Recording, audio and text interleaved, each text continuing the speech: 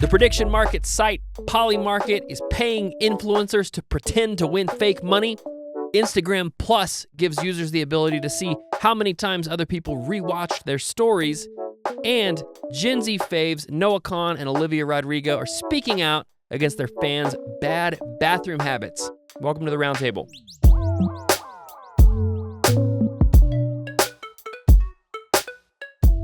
I'm Evan Barber, and I'm here today with Irene Tucker in the studio, Jenna Mendel joining remotely from California, and welcoming back to the podcast, Jonathan Perry.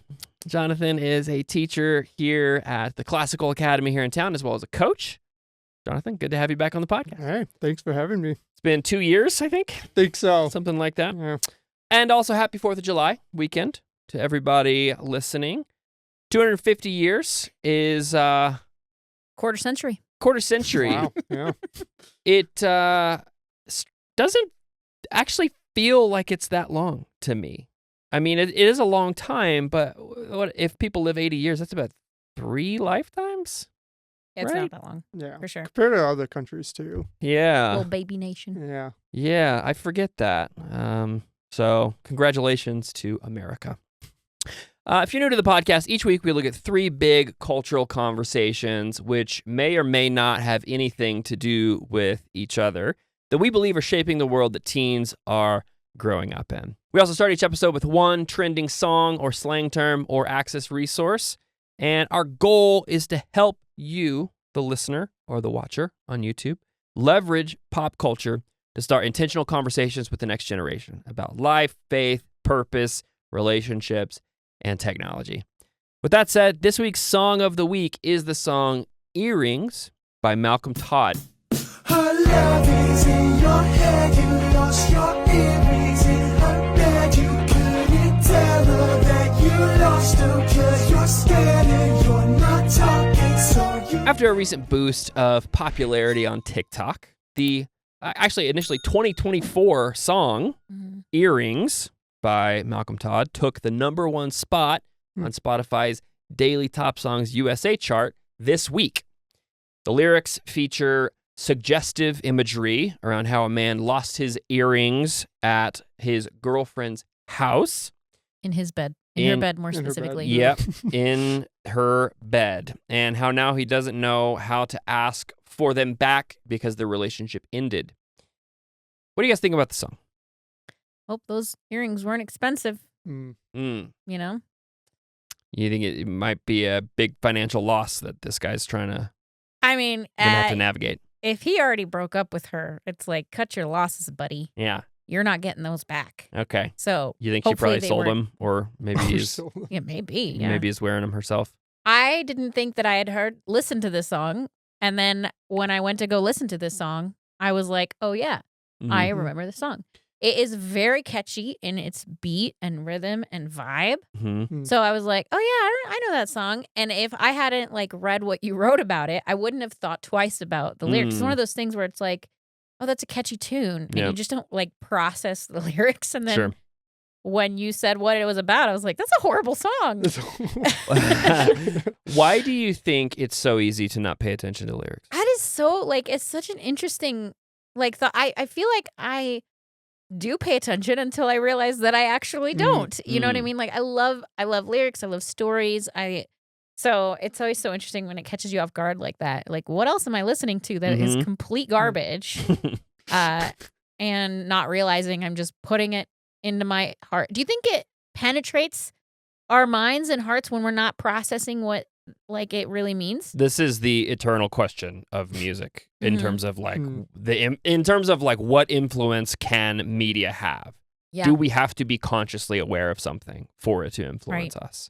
And I feel like there are probably strong arguments on either side. both, I'm yeah. not sure where I would definitively land on that. Yeah, same. Because I think our intention is important, Yeah, for sure. right?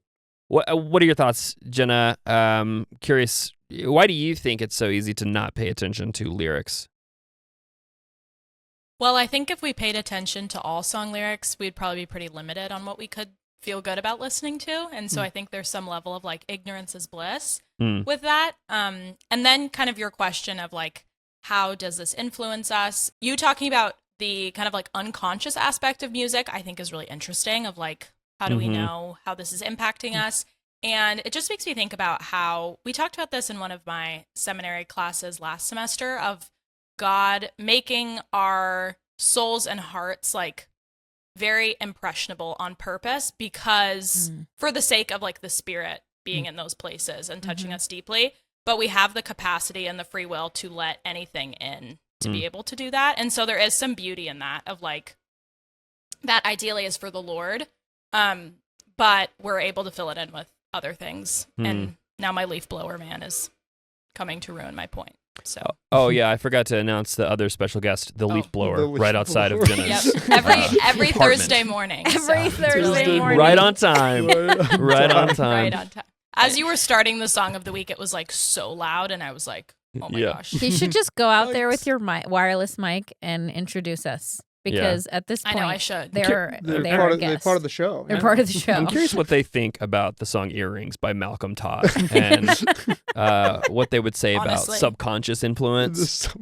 No, in all seriousness, I wonder whether we are more conscious of things than we think we are. Does that make sense? Like, I think I'm curious if you have any thoughts about these topics, Jonathan.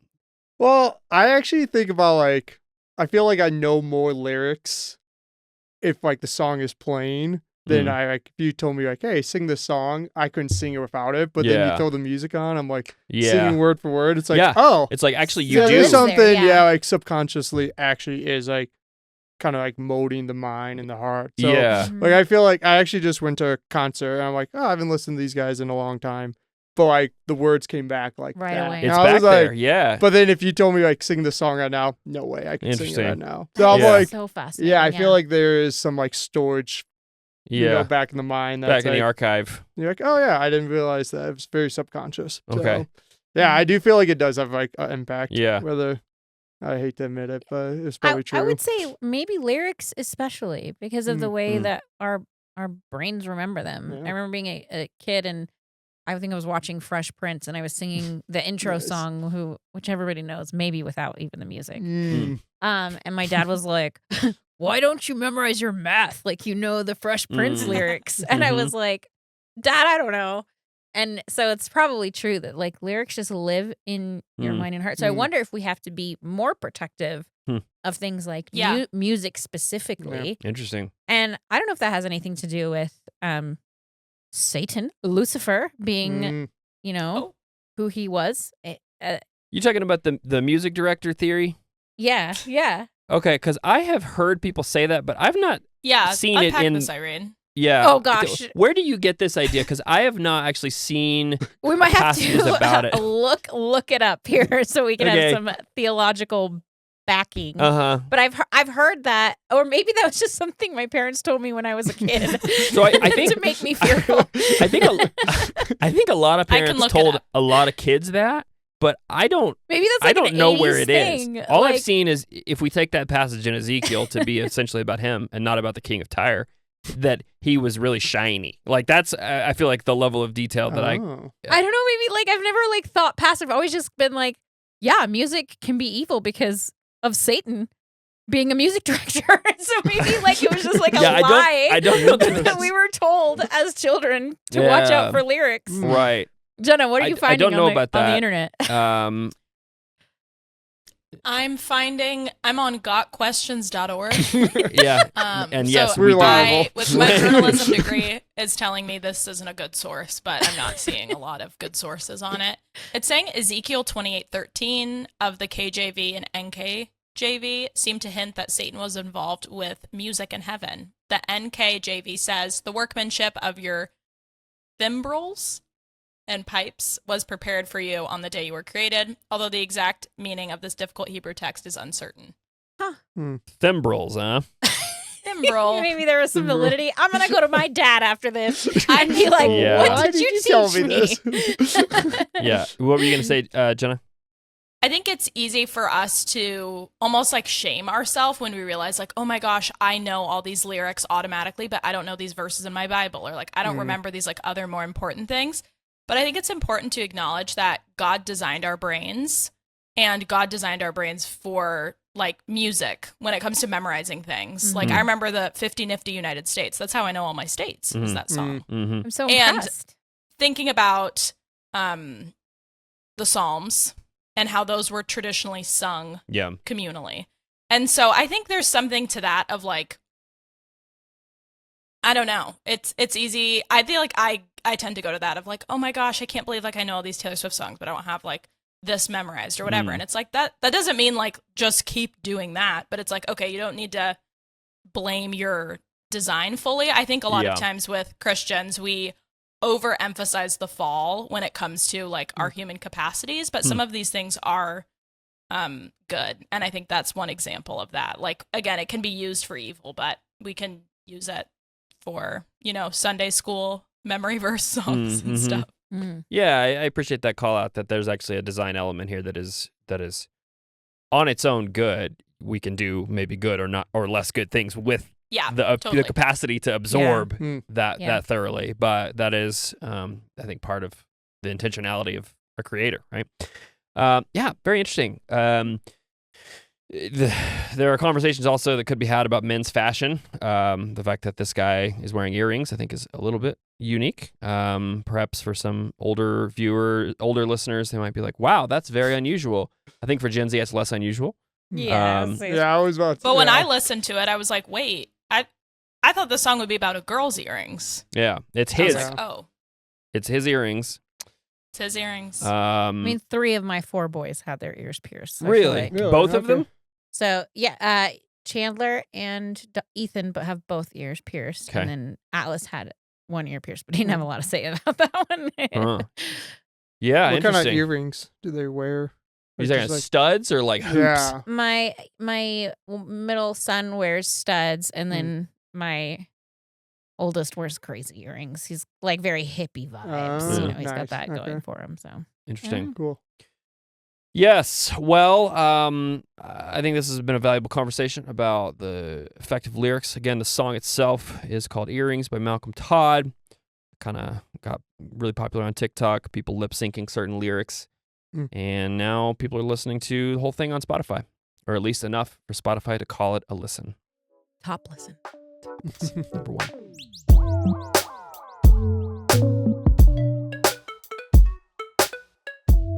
All right, first thing from the top 3, betting on scandal. An investigation by the Wall Street Journal claims the prediction market website Polymarket paid influencers to film themselves pretending to win money in order to drum up interest for others to come and place bets on their website. If you're not familiar, Polymarket is essentially a gambling website that presents itself like a stock market for everything that may or may not happen. For example, if you think Taylor Swift is going to get married in New York at Madison Square Garden, well, you can buy stock that says, yeah, she will, or stock that says she won't. And maybe you will win, or maybe you won't. Now, part of how Polymarket did this sort of influencer stealth marketing campaign was that they created a fake version of their own website. And it was a version that would more easily show people on the screen that they won money so that influencers could then film themselves reacting to that fake screen, create a convincing video, post that on social media, and then they got a little bit of money from the real Polymarket. Can you believe the influencers lied to us, Evan? I have made it my life's mission to trust everything the internet has. I can't believe their judgment was clouded by money. Yeah, That's right. Shocking. I'm flabbergasted truly by this. So, Jonathan, I want to start with you in this one. You know, obviously, this is a time when sports betting apps like FanDuel, DraftKings are becoming more popular, more prevalent. What Polymarket is doing, although I feel like this social media influencer thing is an added layer of deception. Yeah. I feel like it does sort of slot in with a cultural trend towards excitement around gambling. Yeah. So I wanted to ask your perspective as a teacher, as a coach, maybe. How often do you hear your students talking about this kind of thing? Is it come up a lot in in halls and such? Yeah, I feel like definitely like the seniors I've interacted with have talked about it, and they were actually this like spring talking about like betting on the weather, and actually the article On the weather. Yeah, they were like, "Is it gonna rain tomorrow?" Like that is Well, that's kind the of a worst bet crazy... you can take. I know, Because it's nobody like, knows. Nobody knows, right? Yeah, not in Colorado. Yeah, and they actually talked about like Trump saying McDonald's, and then the article talked about Yeah. that. So that was funny. Like they talked about somebody winning money. I'm like, oh yeah, that was probably fake then. Yeah. Oh, so your students saw yeah, that like actually and thought saw it was that and real. thought it was real, and they like talked about that. I was So like, Polymarket's fake campaign worked on your worked students. Wow. on my Wow. students, which is crazy. Yeah, I think it's just interesting, just like putting monetary value on things that like are just mundane, and like why I feel like it just changes the value.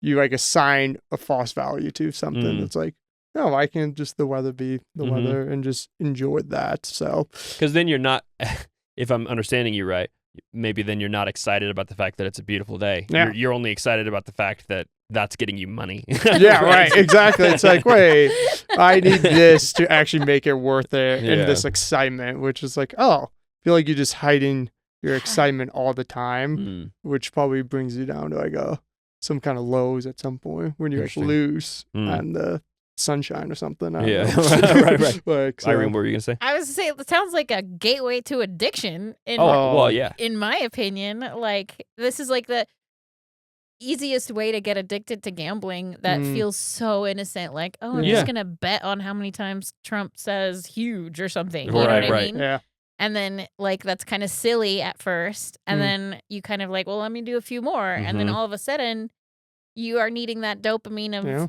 oh, I bet on this or whatever. Yeah. So that's sounds like really strategic marketing. Yeah, it's really grim Mhm. because it is probably, in terms of the business model, pretty strategic for them to get people in at as young of an age as possible. Technically, you're supposed to be 18 to use at least gambling apps like FanDuel. So I think how that's are true they for How are Polymarket. they going about using it at younger ages? I think Yeah, you is just, it like an honor code vibe? yeah, I think you just lie. Bro. Yeah, Same you way can- as Oh, all the that's social nice. media, like you have to be Hopefully not for long. 13. Yeah. Like I'm okay. I wanted to bring in some research from Common Sense Media as well, because one of the things they reported is that over 1/3 of boys aged 11 through 17 have gambled in the past year. Wow, 1/3. You Mhm. said. Online gambling. Over 1/3. Yeah. So among other things, that's illegal, right? Right. But again, I feel like we've definitely normalized the culture of just say you're over whatever age to get your social media account Mm. or whatever the thing is that we're talking about.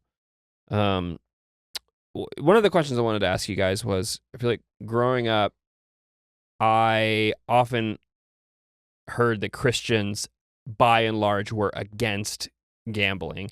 And I remember being surprised later in life to learn that the Bible doesn't really explicitly talk about gambling, unless I'm blanking on something or maybe there's something in the depths of Ezekiel that Right. I missed. Next to the music. There's another angel that fell. Yeah. But I'm curious, why would you guys say that Christians have tended to be concerned about the topic of gambling? I mean, I would probably lean towards it can easily become an idol. And it's one of those things that I think probably even chemically and scientifically, like we're saying, produces dopamine.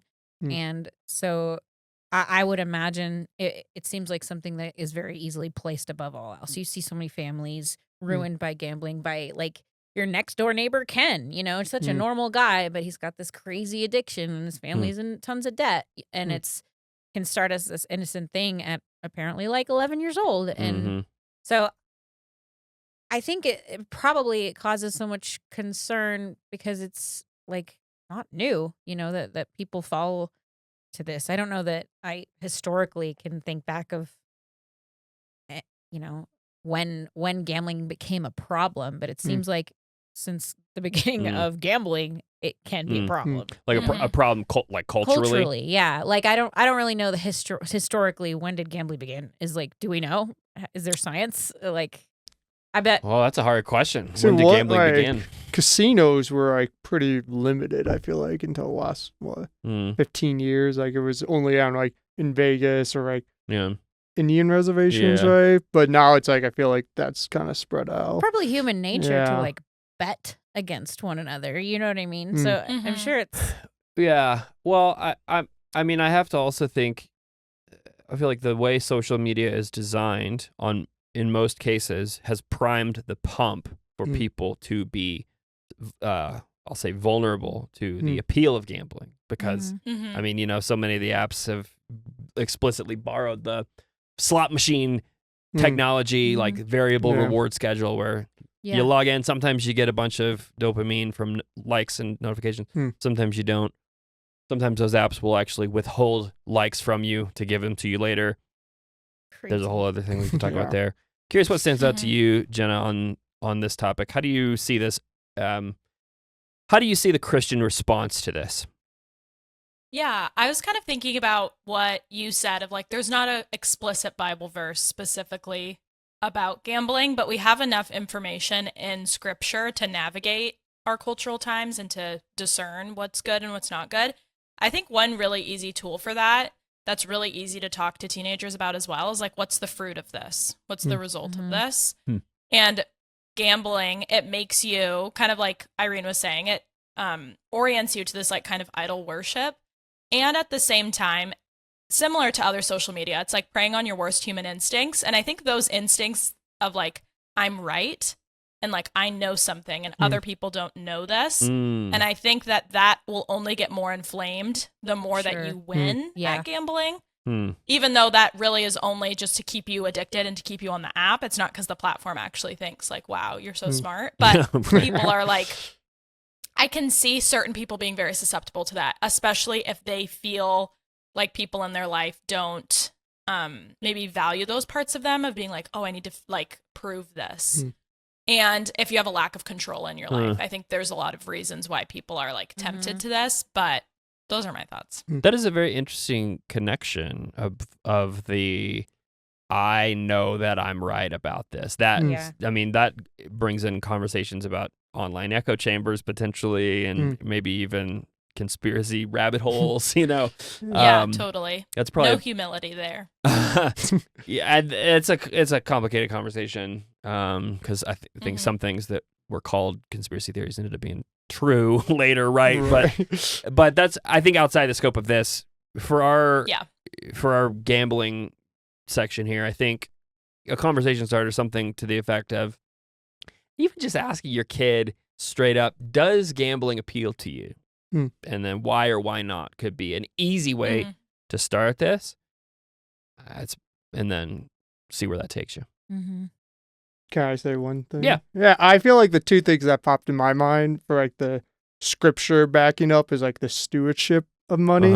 I feel like gambling, unless if you like actually really good, it's just not a good way to steward like what God's given you. Yeah. So I feel like in that and like hope, I feel like my parents always talked about like putting your hope in the right things, like Jesus. And it's like, well, if you're putting bets, you're like putting hope into something that's not actually like valuable or like internal. Which I feel like for like especially young, like 13-year-olds, I couldn't imagine like it would be so easy just to be like, oh yeah, like I could win $20 and like put your hope in that. So I feel like those are two not really Bible verses, but like principles to like I would be against that. So and I feel like one of the reflections off of that potentially for the parents is, am I conveying that getting money is the most important thing? Yeah. Because if that's the message that I'm emanating to my kids, then they probably will feel hope about, or they might be likely to feel hope about, something on Polymarket. So lots to reflect on for sure. Totally. The story of Polymarket here is essentially the story of a company that is trying to monetize human psychology. Of course, it's far from the only company to try this tactic. This brings us to our next topic for this week, which I will call Instagram minus.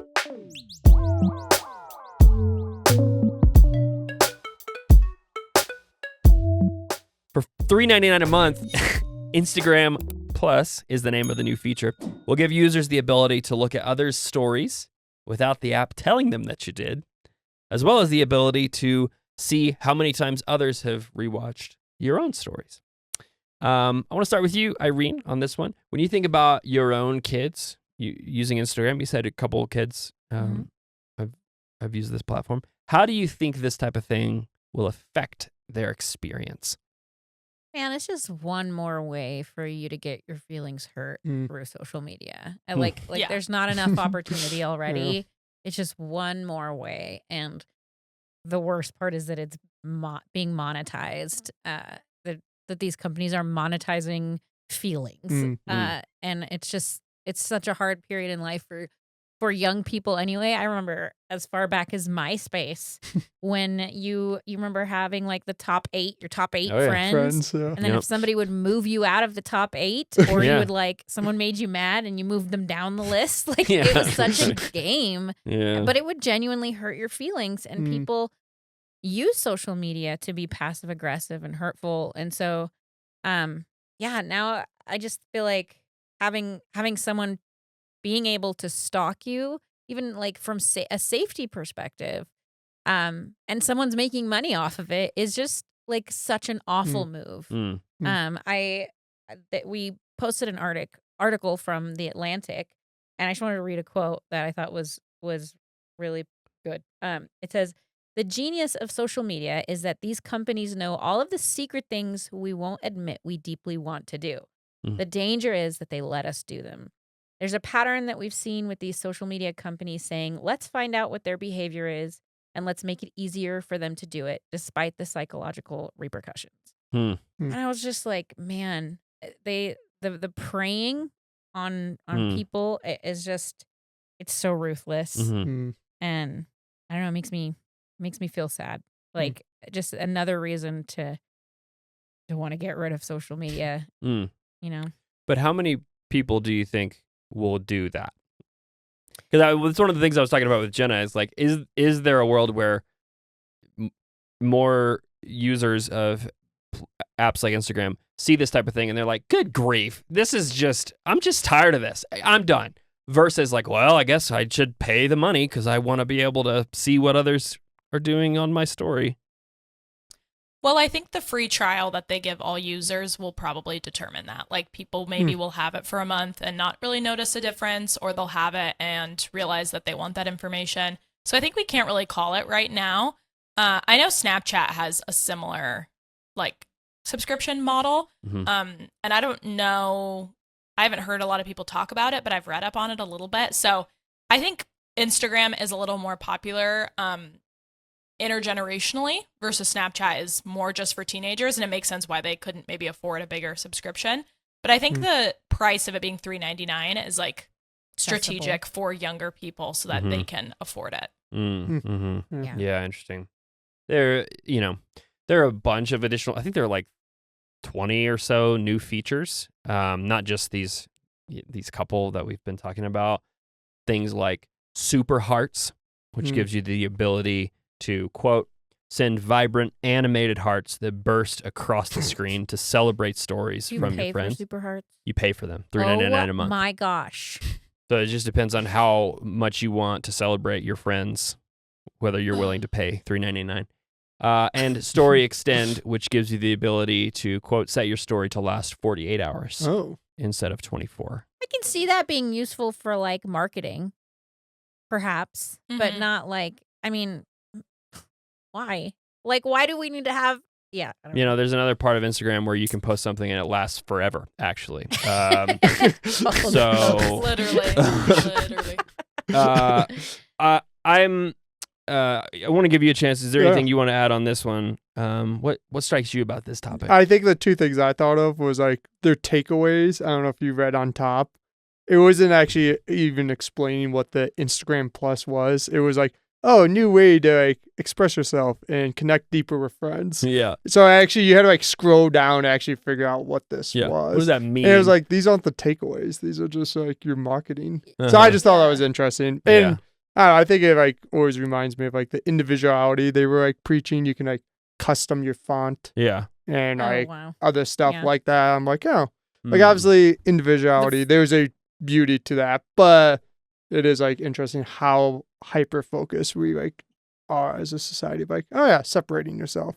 It's like, yeah, sometimes Totally. the communal thing isn't the worst thing in the world. Right. It's a take, like, a balance, but... Yeah. I think if most people do reject, like, I'm not gonna pay $3.99 for this is dumb, in the wrong hands of the few, it could, I feel like, be kind of a dangerous thing. Say more about that. Why do you mean? Just like a stalker or a bully or Yeah. or something. You know what I mean? Like, you don't want your bully to see your story, so you block them. Yeah. Well, now your bully has paid money to Yeah. see your story, and so I think, I know even parents have made burner accounts to watch what their kids are doing on social media. It's just, there's so many things that point to just don't post your whole life. You know what I mean? What? Yeah, and kind of off of some of what you're saying, it strikes me that it seems like Instagram almost wants to position itself like an arms dealer. Like, others are about to pay to get more data on you. So but if you don't want that to happen, you can pay us too, and we'll let you defend yourself against it. Yeah. You know? Yeah, It's like it's this game of chess. Yeah. It feels like it's like starting a what's the thing with Cuba? The Cuban Missile Crisis. Mutually assured destruction. Yeah, they're selling you the problem and the solution. Yeah, like which is probably a great business decision unless everybody gets sick of it and escapes. We'll see how that goes. Free trial is rolling now. We'll check back in a month. Irene, what's a conversation starter about this topic? I think you can maybe chat with your teen about, have you ever felt like anybody was stalking you online? Or have you ever secretly viewed or tried to secretly view someone's story to see what was going on in their lives and you didn't want them to know about it? It might, depending on how open your teen is, you might get some real interesting conversation out of that. Okay. Maybe, perhaps. All right. Little point blank question there. Just straight to it. Are you a stalker? Are you a stalker? So in addition to all these dynamics about checking in on friends and seeing who, friend or not, is kind of studying your stories, it's been pretty well documented that one of the main appeals of social media today is the ability to engage in parasocial relationships with people who you don't really know. And one of the things that's leading to is a sometimes, I would say, too intense level of devotion toward people who are still, in many ways, strangers. And that brings us to our final topic this week, front row seats. Hey, I'm Bree. I just wanted to pop in and say that today's episode is made possible thanks to The Table. That's our amazing community of monthly givers who make sure that Access resources stay free for families everywhere. So if your family's been impacted by what Access does and you want to pass that on to other families, I'd love to invite you to join us at The Table. Head to www.access.org/thetable and join us today.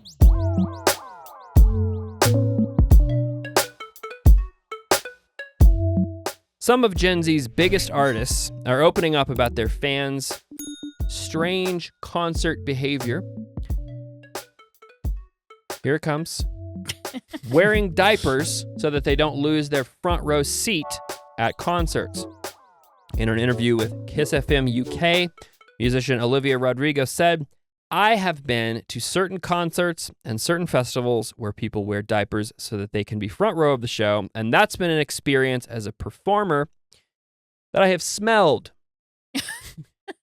Folk musician Noah Kahan also recently pleaded with his fans to promise to just use the bathroom during his concerts. This is not something that I thought we would ever be talking about on this podcast, but Olivia Rodrigo and Noah Kahan are two of Gen Z's favorite musicians. This is not just a random excuse to talk about diapers on the Culture Translator Roundtable. These are tastemakers who are speaking out about this topic. Jenna, let's start with you on this one. What do you think this says about the level of devotion that artists like Olivia Rodrigo and Noah Kahan are inspiring in their fans? Yeah, great question. I think it's almost admirable that people are willing to poop their pants rather than miss a moment of another person. I think the motivations behind that devotion are... Tell me about that. What do you see in this that seems almost admirable to you? Well, I was thinking, and like, let me know if this is TMI, but I feel like this whole section is just going to be a minefield. When I'm at church and I notice, I need to go to the bathroom, I don't feel shame. I don't feel bad. I just get up and go to the bathroom. Like, I don't think anything of it because I'm like, oh yeah, I'm going to miss like a minute of the song or the sermon. It's going to be fine, whatever. I'm not like, I cannot miss a moment of this. This is so important. But Jenna, what if someone stole your seat while you were gone? Irene said, what if someone stole your seat? Maybe I'd be a little more motivated. I'm just saying. Someone's getting that front pew. And there. What's interesting though was at the Noah Kahan concert. So what happened was somebody, I'm trying to think of more like ladylike ways to I'm just gonna say poop. Okay, is that fine? You know what? I think people know what they're getting. Great. So. Someone had pooped their pants and then had left it on the floor. I don't know how that happened, but someone panned and like showed it on Twitter. So that was disgusting. Did that get taken down by the censors? Did that get taken down by the censors, or is that the kind of thing Twitter's okay with? No, Twitter X was fine with the poop content, but it was in an area that was all chairs. So it was like that wasn't an example of like they had a seat and they still chose to do that. So I think what you're saying, Irene, is very accurate. Like I think a lot of it is just this fear of like, I'm going to lose my spot. I need to stay here. But for some people, there's still, even with that, it's like, I might miss 10 or 15 minutes of this. Like I can't do that. I'm so stressed about it. So that's kind of what's been coming to mind for me as I've been thinking about this of like, wow, what would I be willing to do that for? I don't know. I saw Taylor Swift, my fave, and I just went to the bathroom during a song that was not, I can't remember, but I just remember being like, I'll just do it when like a song I don't know as well comes on or something. And then it was fine. Well, calm down, guys. I was going to ask, like, is it too simple to just say, just lose your spot? Can I provide some empathetic context to this? Yeah. We said the hesitation on minefield. that. Look, I got in line for a James Bay concert, who Noah Kahan opened up for, but that was before he was cool, so I didn't know what I was missing, you know, or would not be missing.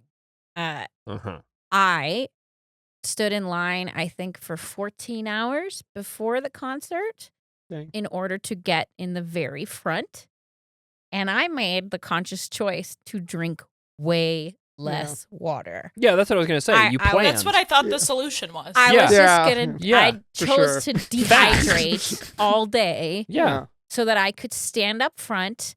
Got up front, and it was like the most amazing concert in the world. And I'm so glad that I did it. I would not go as far as to poop.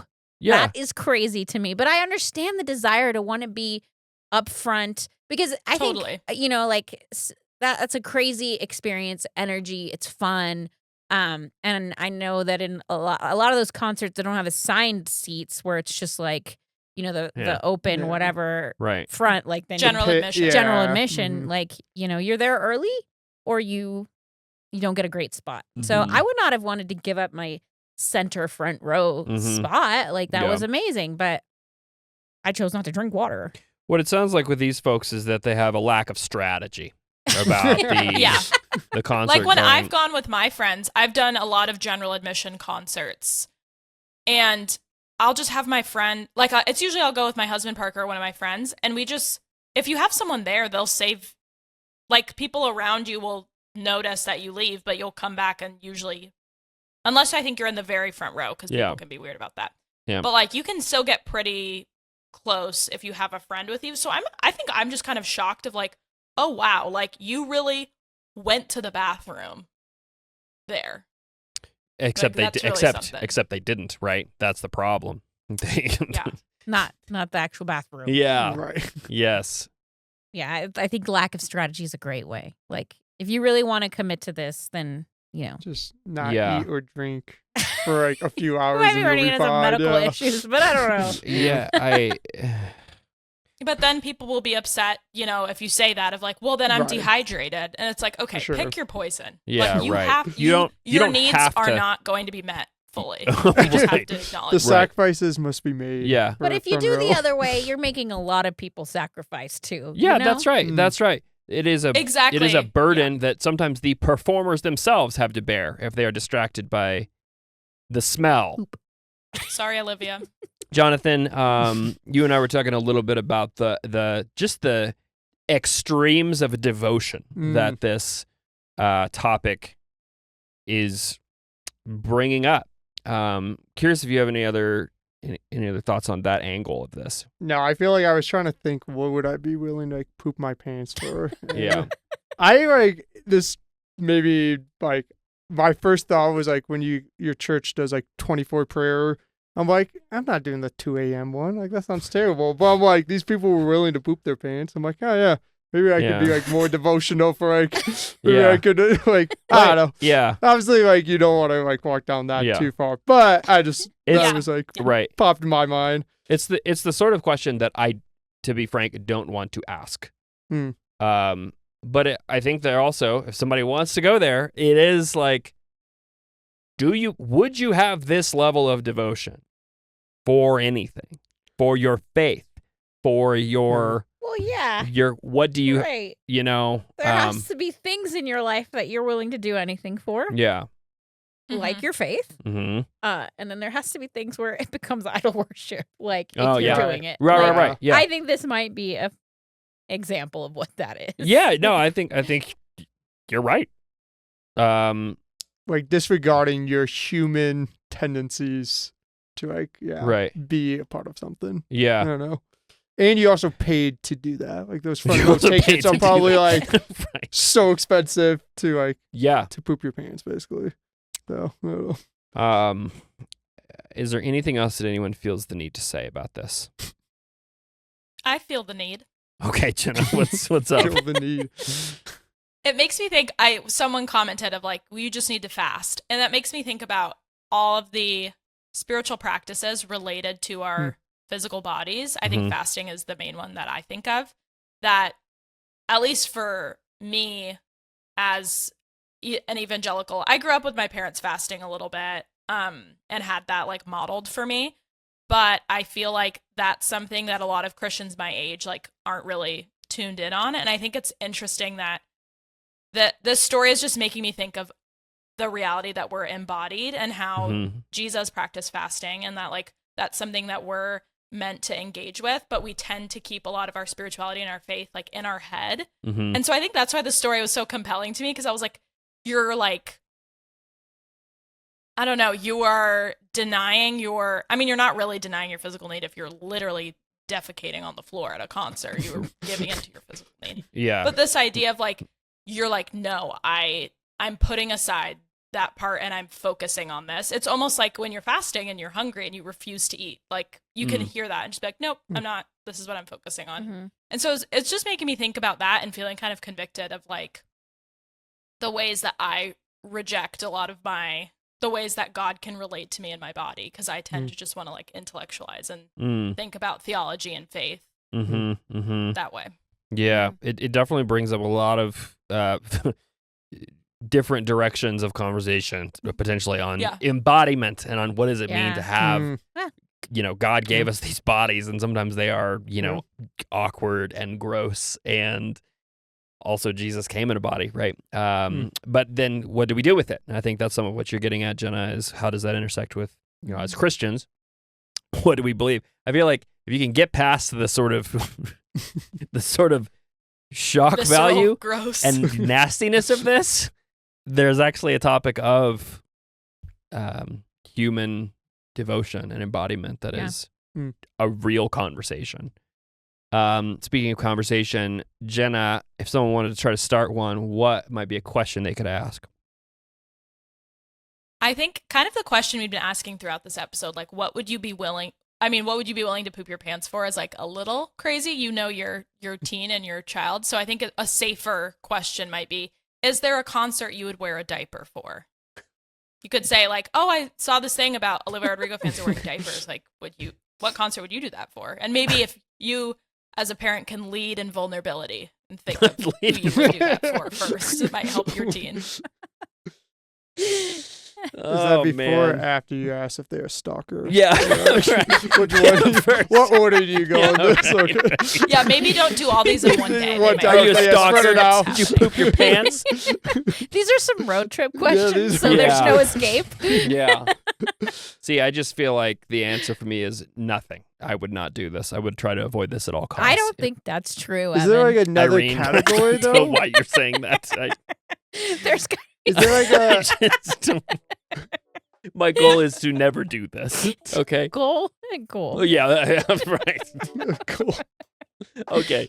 End of section. We're done.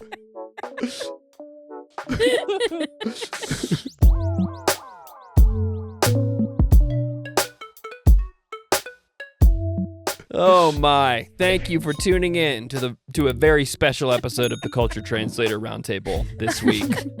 On your way out, here's a quick survey of some of the rest of the cultural landscape. Number 1, Taylor Swift and Travis Kelce. Perhaps you've heard of them. They're renting out Madison Square Garden this 4th of July weekend. What are they doing? What are they going to What do? could they be doing? Maybe Are they they're gonna- gambling. Are they gonna relive the Knicks' miraculous NBA Finals victory? Or are they gonna get married? Or maybe it'll just be a concert. Maybe it's just a cover and it's nothing. Yeah, maybe it's Rent something. it out just for nothing. Yeah, they got money. Number 2, whether shifting trends in moviegoer tastes or continued superhero fatigue are to blame, the new movie Supergirl, seems to be a miss at the box office this summer, at least so far. Number 3, you're shocked. Irene can't believe it.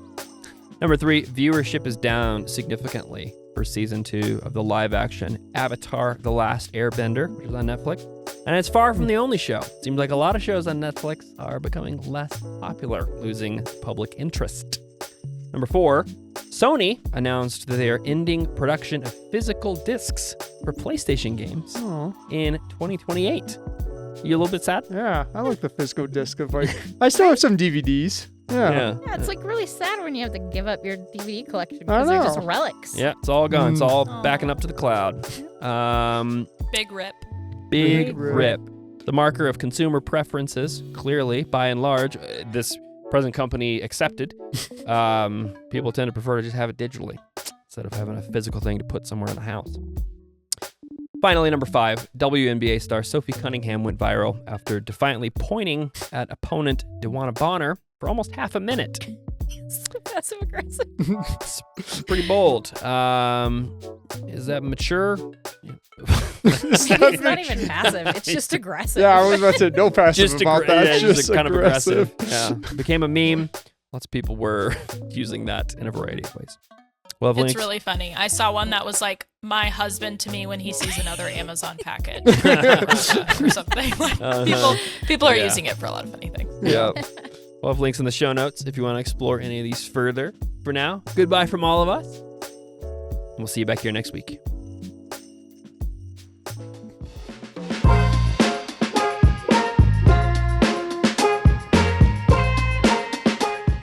Thanks so much for watching. This podcast is made possible because of our generous donor community, The Table. To help us support more parents and other caring adults through culture translation, we'd love to invite you to check out The Table by clicking right here. Also, if you've been impacted by what we do, would you consider letting us know with a like, comment, and or subscription, as well as sharing this episode with someone you think could benefit? Thanks for caring about having intentional conversations with the next generation.